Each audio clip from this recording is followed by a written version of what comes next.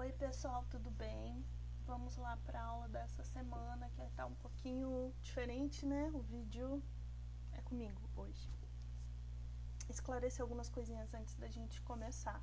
Que vocês estão vendo que é Sociologia aula 2, tá? As atividades que eu mandei a aula passada referente àqueles vídeos vão contar como a primeira aula, tá?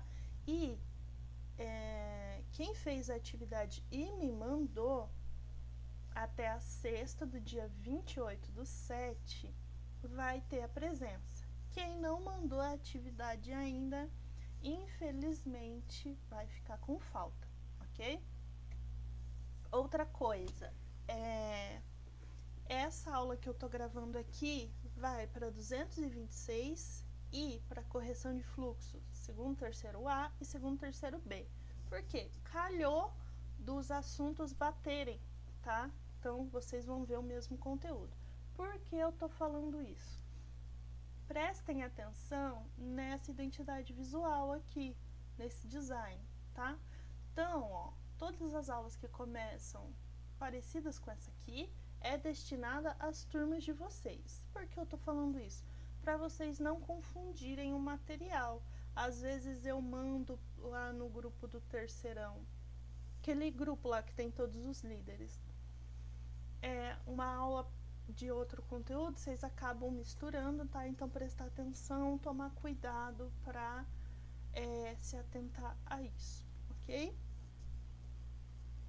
Então vamos começar. Então, primeiramente, bem-vindos à aula. Eu espero que estejam todos em um bom ambiente, né? Um ambiente calmo de estudos. Para quem não tiver, eu entendo as dificuldades e vamos tentar fazer o melhor que a gente pode no momento, tá? Então aqui vocês podem ver que tem todos os temas que já estavam naqueles vídeos. Porque a ideia é que a gente retome esses temas e aprofunde eles. Só que hoje, na aula dessa semana, a gente vai falar sobre poder e política, tá? E a aula da semana que vem, Estado e governo. Algo importante também, semana que vem eu vou fazer plantão de dúvidas, ok? A intenção é voltar para a escola já fazendo o trabalho bimestral, ok? Então, aí eu vou orientar vocês como a gente vai fazer o trabalho, mas a ideia é o conteúdo já ter sido passado, tá? Nessas aulas, e aí a gente tira as dúvidas nesse plantão. Como que eu vou fazer esse plantão? Eu vou mandar para cada líder o link da live e no horário que eu vou estar disponível, tá? Então, vamos supor que eu faça na segunda-feira. Então, vai ser da segunda-feira de tal horas a tal horas. Mas aí eu vou informar o líder da turma de vocês. Tudo certinho. Os objetivos e regras dessa aula. Então, como eu já falei, o nosso principal objetivo aqui é aprofundar aqueles conteúdos trazidos na aula anterior, que eu deixei um material para vocês fazerem a atividade. Vocês perceberem, são mais ou menos uns 5 minutos cada vídeo, então é muito pouco para conteúdos muito densos, muito complicados. Então, eu estou fazendo essa aula agora para a gente aprofundar. E também alguns de vocês vieram comentar comigo que tiveram dificuldades para fazer a atividade. Eu imaginei que teriam mesmo. Então, essa aula é para a gente, de certa forma, corrigir coletivamente aquela atividade da semana passada. Então, lá no final, a gente vai, de certa forma, corrigir aquela atividade, tá? Mas antes disso, vamos falar em relação a como a gente vai marcar a presença dessa aula. Então, a presença da aula passada era em relação a quem entregou o conteúdo. E aqueles 20 pontos que eu deixei lá são os 20 pontos de participação bimestral, tá? Então, aquela aula vai contar uns pontos para participação bimestral. Essa aula eu vou deixar lá o valor de 20 pontos também e vai contar alguns pontos de participação bimestral. A gente vai marcar a presença da aula dessa semana pelo caderno de vocês. Então, a partir do próximo slide, eu preciso que vocês tenham tudo no caderno, tá? E aí a gente vai fazer da mesma forma. Vocês tiram foto do caderno e me enviam, tá? Então, retomando, deixando bem claro, presença da semana passada são aquelas perguntas que eu deixei semana passada. Presença dessa semana vai ser teu conteúdo de aula no caderno, ok? E para copiar a aula completa, então a partir desse slide vocês copiem a aula completa, tá? E eu vou deixar um prazo para vocês me enviarem. Quem não enviar dentro desse prazo vai ficar sem presença e, consequentemente, sem aquela parcelazinha de nota de participação. Então, vamos lá. Começando, agora vamos para o conteúdo de uma vez, pelo conceito de poder, tá? Com Max Weber. Quem teve aula comigo ano passado lembra que eu já falei do Weber, que o Weber ele trabalha principalmente com a ideia de tipos. O que é isso? Então, existe um tipo ideal que ele cria, mas que só existe na nossa cabeça. E aí a gente usa esse modelo para analisar a sociedade, para ver até onde a sociedade realmente reproduz aquilo. E aí, quando ele vai falar de poder, não é diferente, tá? Então, ele vai definir de uma forma geral o conceito de poder como a capacidade de impor a própria vontade sobre o outro, mesmo que haja resistência. Pode ser exercido de forma direta ou indireta. Vamos dar exemplos aí. Vamos supor que eu queira muito que vocês façam a atividade. E aí, eu tô tentando impor a minha vontade, ou seja, impor a minha vontade de vocês fazerem atividade. Como que eu consigo impor a minha vontade? Falando que a atividade vale nota.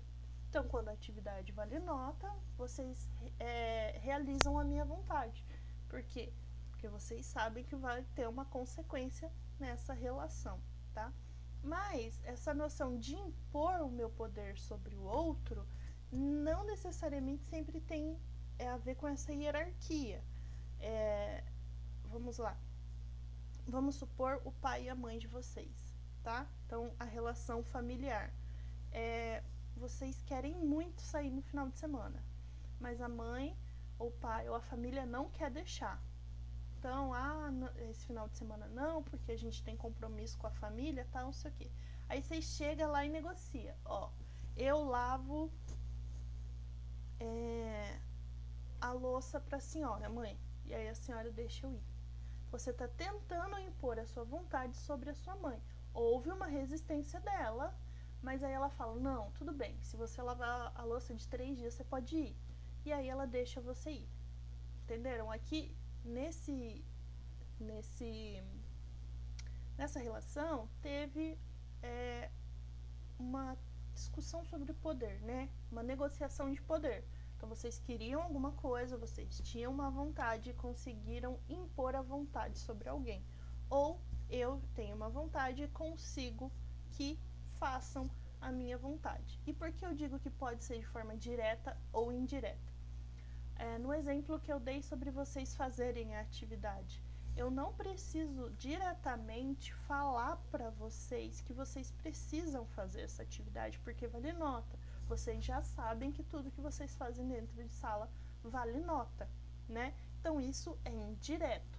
Agora, quando se pede para que algo seja feito, aí eu estou exercendo o poder direto, porque eu estou indo lá diretamente na pessoa ou no grupo de pessoas e pedindo, tá? É importante marcar também que aqui, em vários momentos, a gente vai ter exemplos de como isso funciona com os indivíduos, ou seja, em relações de 2 pessoas apenas, e também como isso funciona de forma coletiva, ou seja, a relação entre grupos da sociedade ou instituições da sociedade, por exemplo, instituições, governos governo e a população, tá? Ou escola e alunos, ou até mesmo relações individualizadas, como pai e filho, mãe e pai e assim por diante, tá? Essas relações acontecem em duas esferas, e essas esferas que eu dei exemplos para vocês são essas aqui, a esfera privada e a esfera pública, né? Então, no vídeo que vocês assistiram, a outra professora, ela vai chamar isso de esfera pessoal e esfera política. E a gente pode entender também como esfera privada e esfera pública. E de que forma isso acontece? Quando eu falei dessas relações individuais e principalmente de relações íntimas, eu estou falando de esfera privada, tá? Porque o que acontece? A esfera privada, ela corresponde àquele lugar que a gente busca o desenvolvimento na vida pessoal. E a gente tem também as relações marcadas por uma influência individual da conduta. Então, é uma influência individual entre as pessoas. Vou dar um exemplo aí. Vamos supor que o Alisson, essa é para correção de fluxo B, tá? Quem conhece o Alisson sabe. Vamos lá. O Alisson teve um encontro no final de semana, tá? Saiu com a garota, se divertiu, gostou muito dela, achou ela bonita. Gostou muito da conversa no encontro, e aí ele chega na segunda-feira doido para contar para Maísa o que aconteceu. Então, essa relação dele contar o que aconteceu na vida dele para uma amiga, isso é a relação privada, porque diz respeito à intimidade dele, tá? Mas vejam bem, quando eles chegam na escola, eles estão em que ambiente? Na escola. A escola é marcada por um ambiente da esfera pública, mas a relação que eles estão desenvolvendo é uma relação privada, porque é uma relação marcada pela intimidade. Então, essas esferas diz respeito à relação que a gente cria com o outro e não um lugar específico em que essa relação acontece, tá?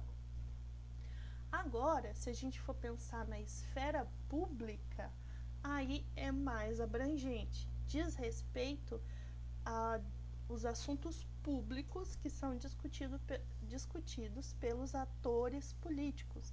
Então, são relações marcadas pela coletividade, tá? Então, vamos supor, essa é para segundo, terceiro ato, tá? Quando o João, líder de vocês, chega para conversar comigo sobre uma atividade, ele chega e fala comigo assim: professora, a turma não conseguiu fazer a atividade, a gente está com muita dificuldade. Tem como a senhora estender o prazo de entrega? O que a gente está tendo? Uma relação individual, corretamente, mas é uma relação marcada pela esfera pública. Porque quando isso acontece, não é a Caroline e o João, e sim a professora de sociologia e o líder do segundo e terceiro A. Okay? Então, essa relação é pública, é de dois grupos específicos, o grupo de professores e o grupo de alunos. Tá? Então, lembrando, esfera privada, relações íntimas, e esfera pública, relações formais. São relações estabelecidas e marcadas pela formalidade. Geralmente, influencia condutas coletivas, tá? Então, por exemplo, eu estendo o prazo da atividade. Isso vai influenciar a conduta só do líder da turma? Não, da turma como um todo. Então, seria algo coletivo, tá?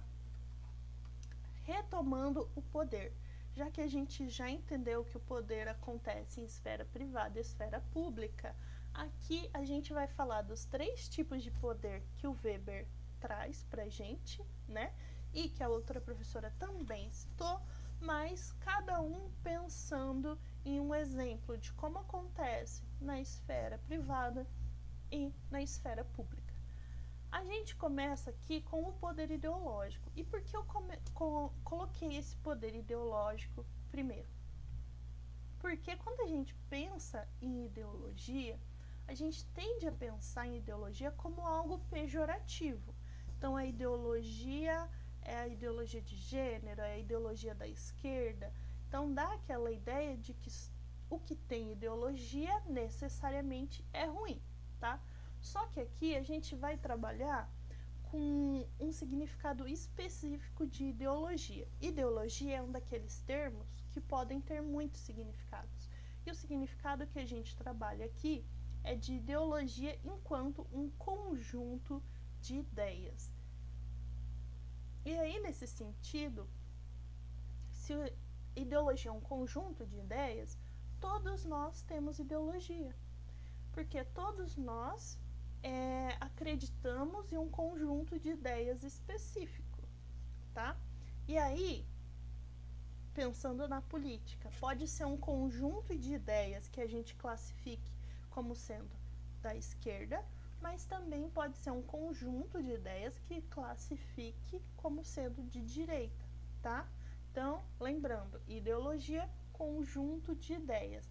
A partir daqui para frente, toda vez que a gente falar de ideologia, vai ser com esse significado, ok?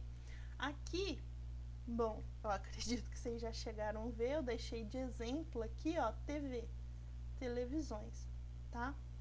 Porque o poder ideológico, ele tá ligado aos meios de comunicação e à formação de ideia das pessoas, tá?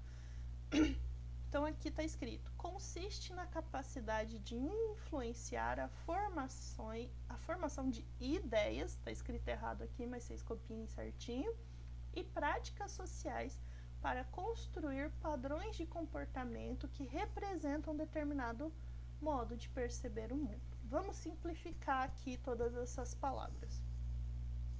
Então, no poder ideológico, eu tenho uma vontade, que eu quero que uma pessoa, eu quero mais ou menos ajudar aquela pessoa ou fazer com que ela pense ou acredite no que eu acredito, tá? Isso pode acontecer de várias formas. Começando num exemplo de esfera privada, na relação familiar de vocês. Vocês tem a família lá de vocês e a família é muito religiosa. E essa família quer que vocês acreditem no conjunto de ideias da religião que ela segue. Então, como que essa família faz com que vocês acreditem no conjunto de ideias da religião? Elas levam vocês à igreja desde que vocês são pequenininhos. Porque é aí que acontece, vocês vão formando a ideologia de vocês conforme vocês vão frequentando aquele ambiente religioso. Lembrando que aqui ideologia não é algo ruim. E aí, o que a gente tem? Vocês frequentando o ambiente religioso, vocês começam a internalizar, pegar para vocês a ideologia da religião. Ou seja, o conjunto de ideias da religião vocês pegam para vocês. E aqui eu não estou falando de uma religião específica, estou falando de qualquer uma. Todas as religiões têm um conjunto de ideias específico. Vamos lá pensar na religião cristã, né? Geralmente católicos, evangélicos e etc. Vão trabalhar com um conjunto de ideias específicos. Primeira ideia, Deus é um só. Segunda ideia, existe vida após a morte. Terceira ideia, a Bíblia é um livro sagrado. Viram? Um conjunto de ideias básicos que diz respeito a essa religião. Se a gente for pensar em outra religião, o candomblé, por exemplo, qual é o principal conjunto de ideias? Não existe só um Deus, ok? Deve haver um respeito aos orixás e a iniciação religiosa se dá na convivência com os demais e não somente lendo um livro sagrado. Então, vejam, São duas religiões e as duas têm ideologias. Essas ideologias são os conjuntos de ideias delas, tá?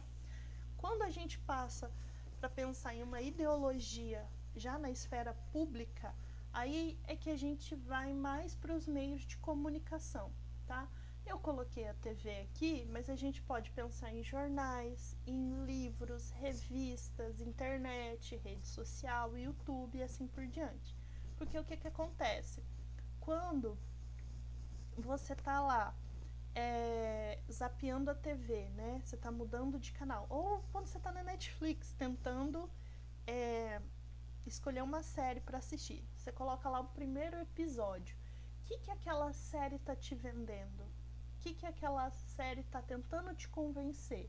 De que o conjunto de ideias presentes ali é interessante para você. Então, você continua assistindo aquela série porque você quer ver quais os conjuntos de ideias presentes ali, ok? É muito comum e mais fácil também da gente identificar o poder ideológico através das propagandas, tá? É nas propagandas que a gente consegue identificar e observar isso mais fácil. Por quê? Se vocês assistem lá a propaganda do Bob's, qual é o conjunto de ideias que eles estão tentando vender para vocês? De que o Bob's, de que o hambúrguer dali é gostoso, né? Que eles têm um preço legal e que eles vão te atender bem. Esse é o conjunto de ideias que aquela empresa está tentando passar para vocês, tá? Então é nesse sentido o poder ideológico. Eu tento influenciar a formação de ideias de alguém ou de um grupo social, tá? O segundo que a gente vai abordar é o poder econômico. O poder econômico é simples, ele diz respeito a ter dinheiro, tá? E aí ele pode acontecer na esfera privada e na pública, como qualquer outro. Quando a gente fala de poder econômico na esfera pública, a gente, ou até mesmo na individual, quem vem à nossa cabeça? O Elon Musk, né, que é o cara mais rico do mundo, o Jeff Bezos, que é o segundo cara mais rico do mundo, que um é dono do Twitter e da SpaceX, e o Jeff Bezos é dono da Amazon. Então eles são podres de ricos, então obviamente eles exercem poder econômico, porque eles têm influência por causa do dinheiro, porque as vontades que eles têm, eles vão lá e usam o dinheiro para conseguir isso. Simples, tá? Só que o poder econômico também acontece com nós, réis mortais, que não somos bilionários. Aqui eu já vou usar exemplo do pessoal da 226. Aí tem várias Amandas. Vamos supor que uma das Amandas queira muito uma coxinha lá da cantina, tá? Então, o que ela precisa ter para conseguir essa cantina? Não, vamos retomar. É a Amanda que é uma coxinha na cantina. O que ela precisa ter para convencer a moça da cantina a dar uma coxinha para ela? Ela precisa ter dinheiro, tá? Então, quando ela tem o dinheiro, ela tem a vontade dela atendida. Então, ela vai lá, dá os R$5 para a moça e a moça, em troca, dá uma coxinha para ela. Isso também é poder econômico, ok? E um poder econômico citado pela outra professora no vídeo é a relação de usar o dinheiro para influenciar, por exemplo, decisões políticas ou até mesmo decisões ideológicas. Então, ela usa o exemplo da campanha. Campanhas que têm mais dinheiro, campanhas políticas, né? De candidatos a governador, a senador, vereador, que seja. Que tem mais dinheiro envolvido, geralmente alcança mais pessoas e tenta o quê? Usar do poder econômico para influenciar o poder ideológico. Então, você está usando dinheiro para tentar vender para as pessoas que votar em você é uma boa ideia, tá? Então aí você vai usar o seu dinheiro para fazer propagandas bonitas, bem trabalhadas, bem gravadas. Então também há essa influência, tanto na nossa vida íntima quanto na nossa vida coletiva. Por último, mas não menos importante, pelo contrário, a gente tem o poder político. O poder político, ele é bem específico, tá? Então, o poder político se refere à possibilidade de uso da força como último recurso para impor a vontade sobre o outro, sobre uma coletividade. O poder político está sempre nas mãos do Estado. O que isso significa? Se eu quiser comprar um sorvete, mas eu não tenho dinheiro para comprar esse sorvete, a moça não vai querer me vender, ok? E aí eu vou lá e dou um soco na cara dela e pego o sorvete. Eu não posso fazer isso. Eu, Caroline, se fizer isso, eu vou ser presa, ok? Só quem pode usar o poder contra a gente, só quem pode usar a força, ou seja, a violência para conseguir alguma coisa, são os representantes do Estado. E aí esses representantes são exército e polícia. E ainda assim, mesmo assim, um policial, sendo um representante do Estado, ele não estiver conseguindo um sorvete, ele pode dar um soco na cara da vendedora para conseguir o sorvete? Não, porque há limites estabelecidos na nossa Constituição de quando se pode usar essa força para conseguir alguma coisa, tá? Então, ela deu um exemplo dos protestos. Então, ela faz aquele vídeo em 2020, se eu não me engano. Se a gente for trazer aqui para 2023, há o pessoal lá no começo do ano que invadiu o Congresso. Foi usado poder político sobre eles. Por quê? Porque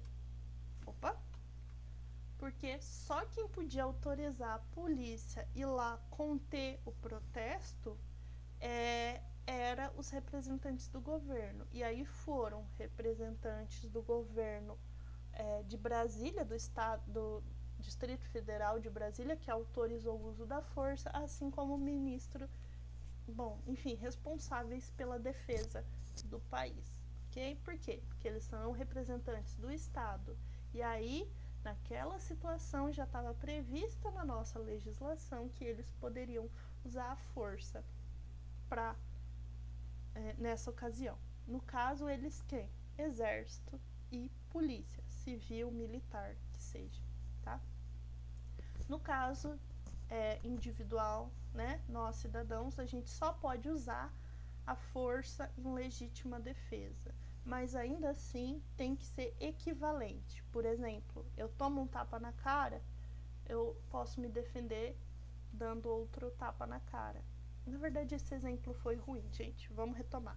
Essa legítima defesa acontece, na verdade, em caso de vida ou morte, né? Então, vamos supor que eu tome uma facada, se eu der outra facada na pessoa, aí sim é legítima defesa. Agora, se eu dei uma facada, a pessoa se afastou, ela não oferece mais risco a mim, mas eu corro atrás dela e continuo lá até a pessoa morrer, isso deixa de ser legítima defesa, tá? Então tem que ser equivalente, assim, é nesse sentido que a gente tem esse poder político, tá? Então vamos para o próximo. E lembra que eu falei de tipos, que o Weber vai falar que existem tipos, que é o quê? A gente separa cada tipo e entende ele sozinho, só que na vida real eles se misturam.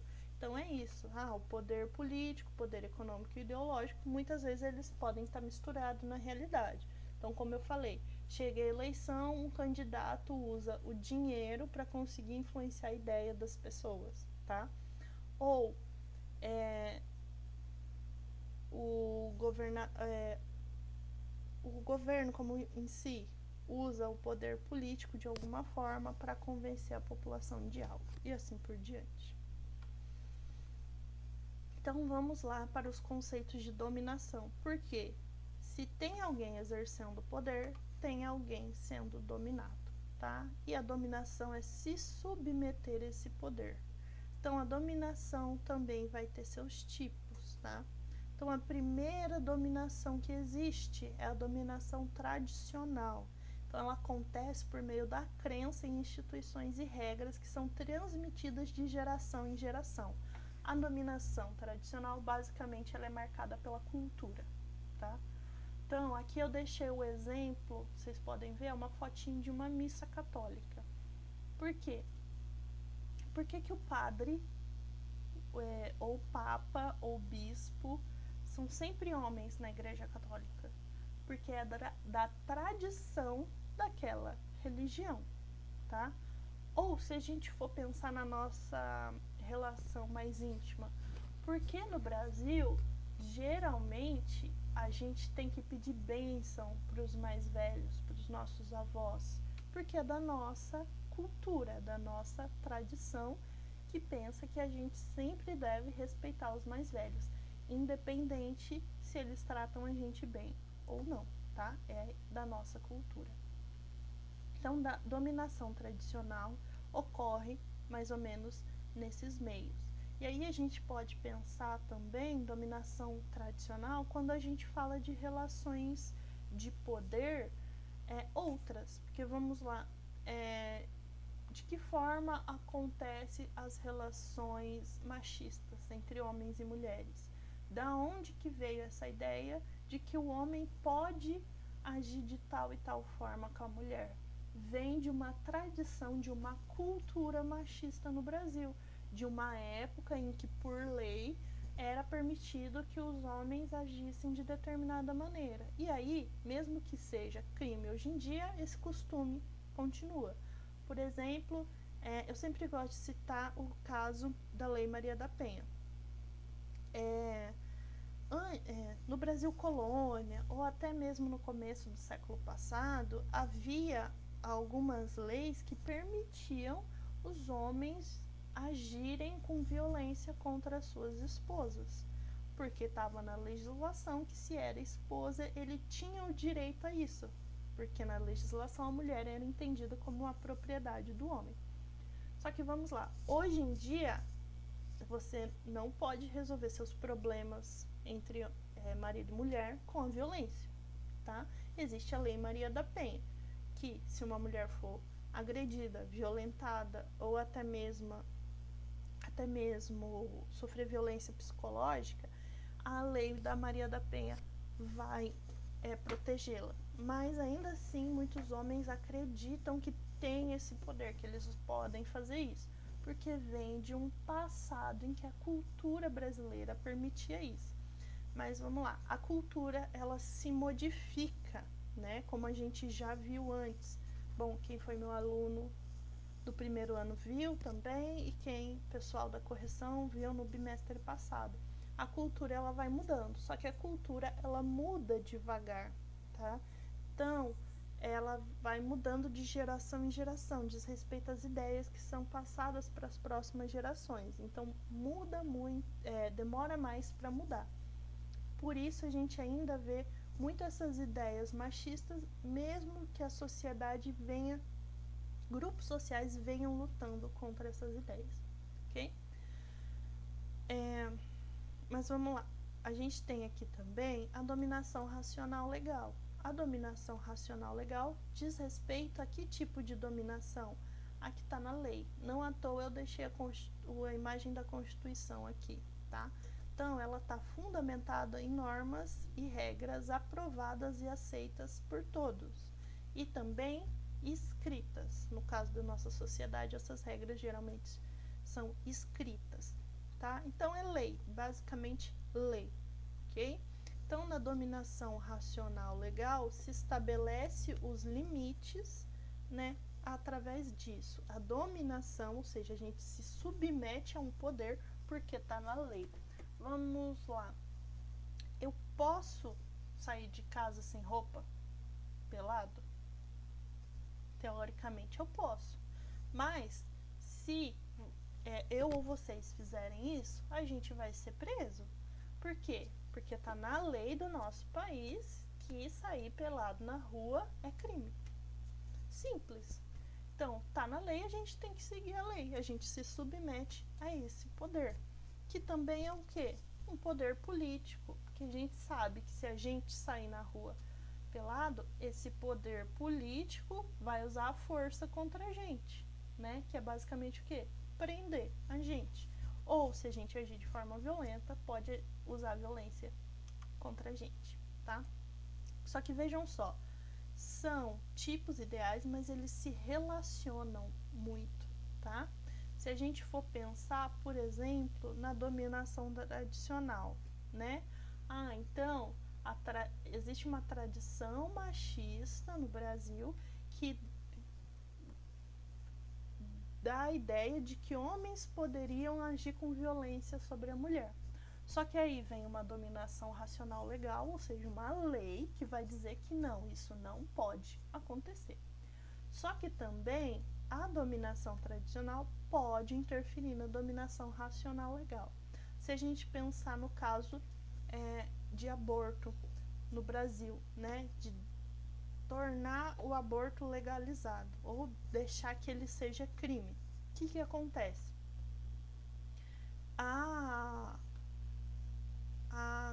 Pesquisas científicas que vão dizer que até tal semana de gestação não pode ser considerado um neném propriamente dito, é somente um feto.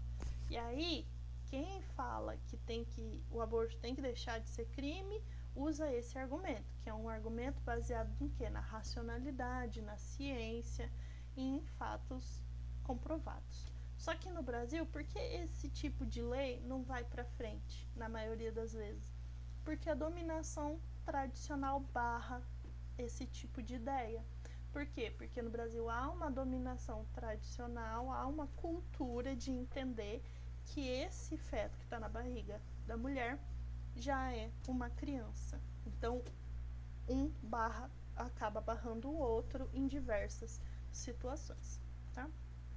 Por último, eu deixei aqui a dominação carismática. E aí eu deixei aqui uma foto de alguém sendo abraçado, muito querido, tá? Na verdade, aqui no caso é o Lula, tá? E aqui a dominação carismática, ela não é necessariamente boa ou ruim, ok? Que ela é basicamente o quê? É quando existe um líder muito forte e que as pessoas, de certa forma, obedecem ele baseado nas características pessoais, tá? Então, acham alguém muito simpático, né? Então, alguém que fala muito bem, tem um poder de convencimento muito bem, aí você tem esse líder e várias pessoas seguem ele, tá? E esses seguidores são fanáticos. É a ideia de fã, tá? Então, se a gente for pensar aqui no Lula, tem muita gente que votou nele e tal, mas não concorda com todas as ideias dele. Mas há aquelas pessoas que votaram nele e vão defender tudo e qualquer coisa que ele faça. Então, esse grupo de pessoas seriam esses fanáticos. Eu uso o exemplo do Lula, mas eu poderia usar o exemplo do Bolsonaro, tá? Então, havia um grupo de pessoas, que votou nele e que não importa as notícias que saiam sobre ele, a família dele ou o governo dele, essas pessoas vão defender o Bolsonaro. Então entra nessa dominação carismática.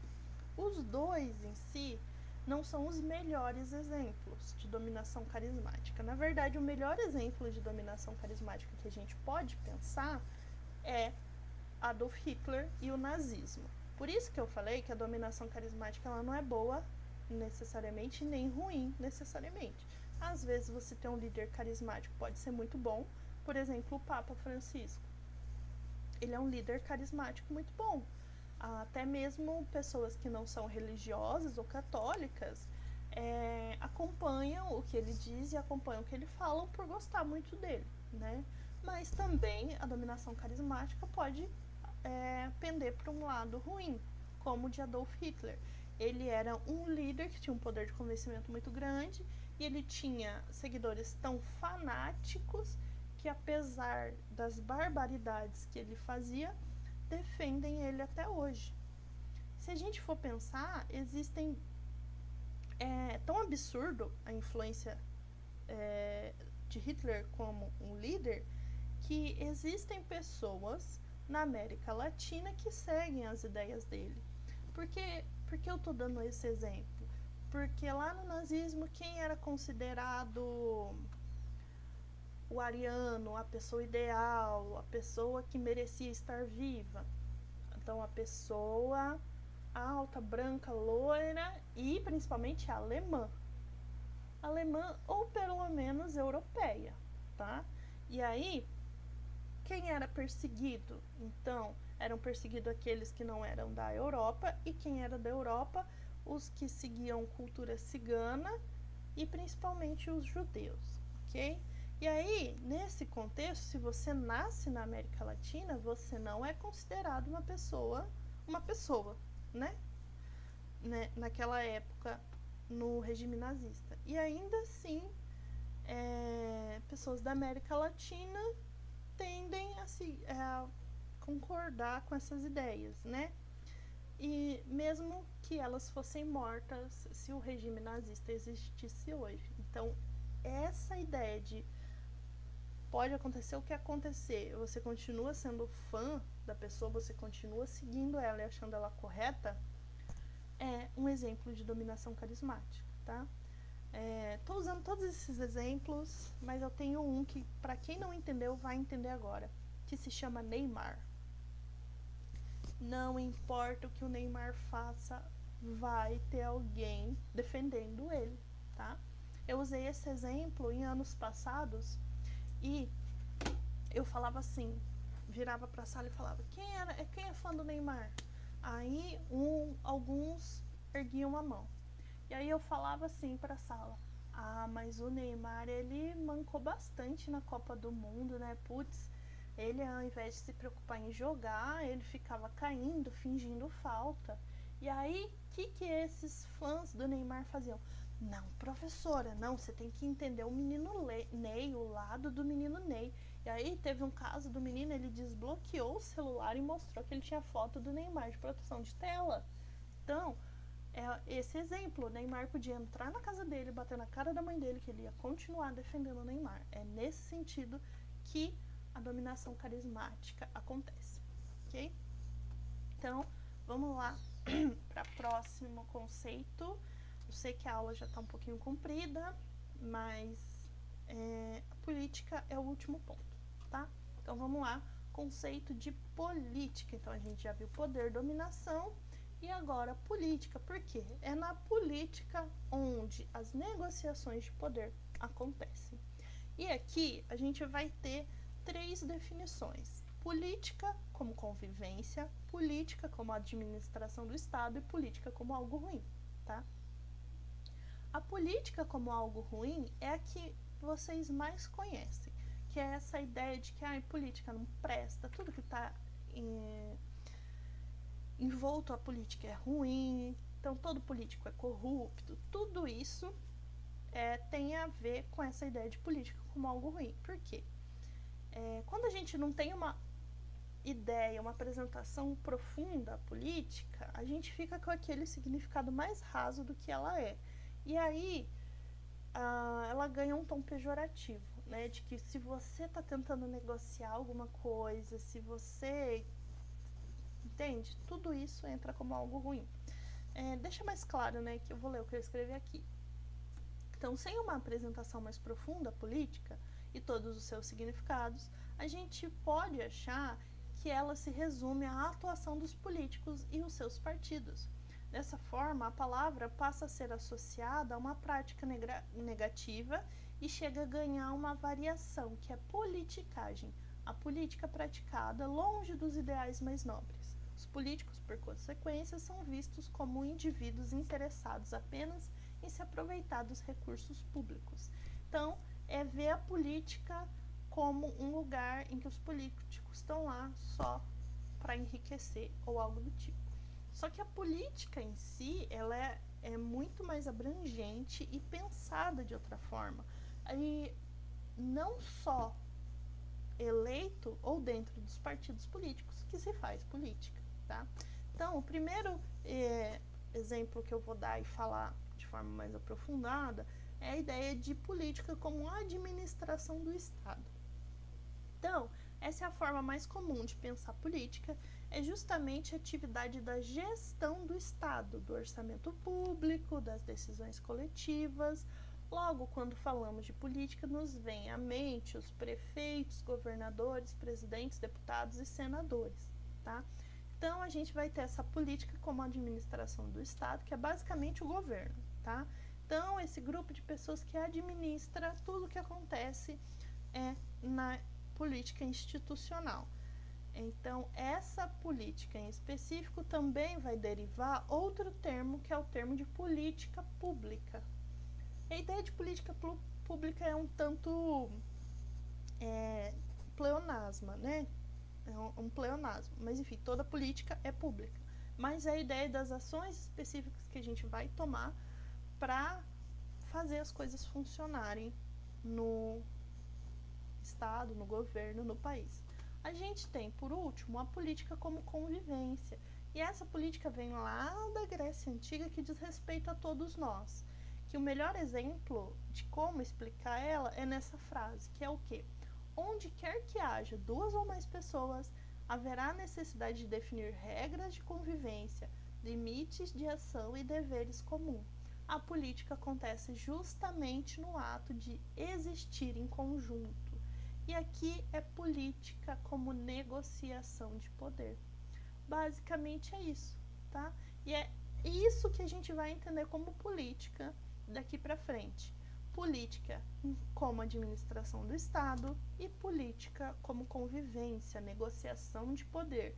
Então, todo momento que eu estou negociando as minhas vontades, eu estou fazendo política, tá? Então, quando você quer tirar um rolê no final de semana, tá sem grana e quer pedir emprestado para sua mãe 20, 30, 50 reais e você fala que você vai limpar a casa para conseguir esse dinheiro, você tá fazendo política. Por quê? Você tá negociando suas vontades. Você tá negociando um poder, ok? Então, a aula como um todo foi essa. Agora a gente vai para a correção da atividade. Que na primeira pergunta, eu coloquei lá, no vídeo é explicado o que é poder. Sabendo disso, me diga, você tem poder? Qual? Então, a gente já viu aqui 3 poderes, né? Cadê? Poder ideológico, econômico e político. Vocês têm algum desses poderes?